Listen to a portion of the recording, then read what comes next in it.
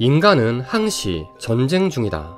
바로 내면의 전쟁을 말이다. 불안, 공포, 분노, 짜증, 무기력 등등 이런 적들이 내면을 휘저어 놓을 때마다 우리의 이성은 평정심을 유지하기 위해 싸우고 또 싸운다. 그리고 이 전쟁의 결과는 삶의 전반적인 만족도에 큰 영향을 미치기 때문에 우리 인간은 어떻게 해야 감정을 잘 다스릴 수 있을까에 대한 방법론에 관해 오래전부터 큰 관심을 가질 수밖에 없었다. 그 중에서도 우리가 눈여겨볼 만한 지혜가 있다. 바로 기원 전부터 지금까지 이어지고 있는 스토아 철학에서 주는 가르침들이다.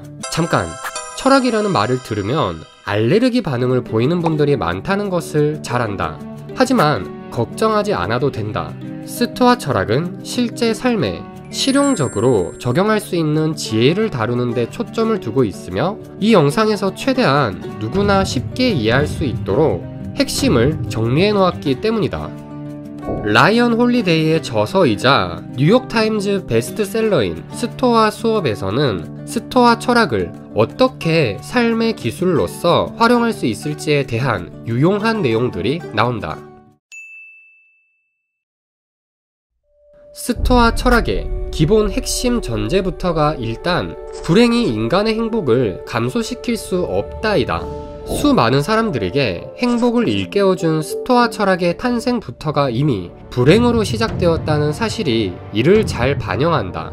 기원전 3세기 그리스의 키티온의 제노는 원래 부유한 상인이었다. 하지만 어느 날 아테네에서 자신의 배가 난파당해 모든 것을 잃게 되고 할 일이 없던 그는 우연히 서점을 드나들기 시작했는데 거기서 많은 깨달음을 얻은 덕분에 스토아 철학을 창시할 수 있었다고 한다.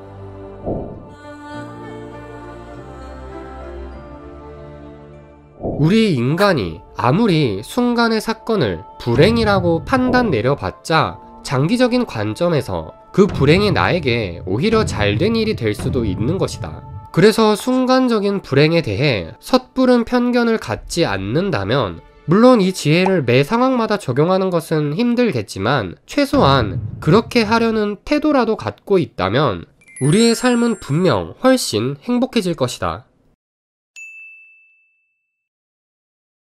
그리스 노예 출신이었지만 훗날 황제에게도 존경받는 위대한 스토아 철학자가 된 에픽테토스는 고통이 변화시킬 수 없는 삶 그 자체가 아니라 우리의 태도에서 비롯된다고 주장했다.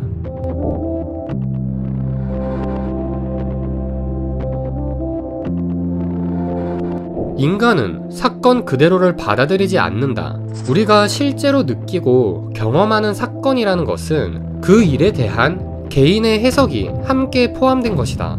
그래서 사건을 바라보는 해석의 과정을 우리가 개선할 수만 있다면 우리는 훨씬 덜 불행할 수 있다는 것이다. 처지를 비관하지 않고 자기 삶을 개척한 에픽테토스처럼 말이다. 놀라운 점은 2000년이 훌쩍 지난 이 가르침이 현대 심리학에서 다루는 치료법과 그 원리가 동일하다는 것이다. 그 대표적인 예가 심리학에서는 너무나도 유명한 앨리스의 ABCDE라는 기법이 있다. 선행 사건을 해석하는 개인의 신념과 태도로부터 오는 감정의 결과를 분석하고 잘못된 신념과 태도가 있다면 이를 논박하는 과정을 거쳐 효과를 본다는 게 이 치료의 핵심이다.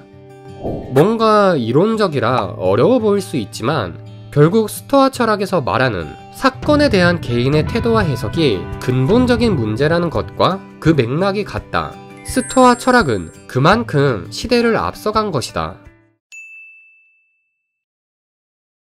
만약 누군가에게 2000년 전에 제작된 수레를 쓰라고 한다면 누가 이렇게 크고 불편한 걸 쓰겠냐고 어이없어 할 것이다. 하지만 그 시대에 나타난 스토아 철학의 지혜들은 2000년이 지난 지금까지도 우리에게 실용적인 도움을 주고 있다. 지혜는 결코 낡지 않고 우리 곁에 영원히 존재한다. 그 지혜의 가치를 알아보고 인생에 적용시킬지 말지는 당신의 선택에 달려있을 뿐이다. 이 영상에 담긴 지혜가 당신 앞으로의 인생에 조금이라도 좋은 영향을 가져다 주길 간절히 기원한다.